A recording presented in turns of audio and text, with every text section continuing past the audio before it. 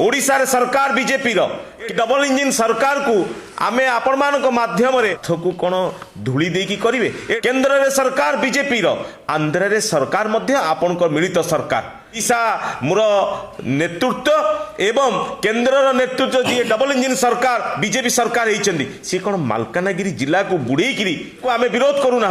आमे चिंता करुचु आमर मालकानगिरी जिलार आदिवासी एवं अधिवासी मानक प्रतिश्रुति देइतिले जे ओडिशार स्वार्थ रक्षा पई जहा दरकार करा जिवो किंतु 2027 मसीह प्रोजेक्ट संपूर्ण करबा पई प्रोजेक्ट हबो मालकानगिरी जिलाटी डूबी जिवो तेणु आपण मानक माध्यम रे आमे सरकार पाखरे डबल इंजिन सरकार पाखरे निवेदन करुचु आपण उत्तर दियंतु मालकानगिरी जिलार समस्त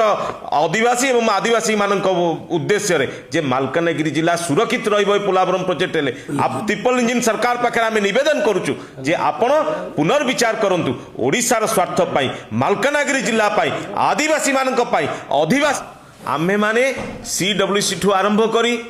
जल संपद मंत्री ठु आरंभ करी ट्राइबल मिनिस्टर ठु आरंभ करी ओडिशा बासींकर स्वार्थ पई आपण लड़ाई करंतु एवं तांकर हक को आपण माने आनंतु ओडिशा हाथ रे आ किछि रहिबोनी तेणु पुणी थरे आपण मानक माध्यम रे सरकार को मु निवेदन करबा पई चाहूची आपण मु कहि रखिबा पई चाहे जेतिके हाइट रो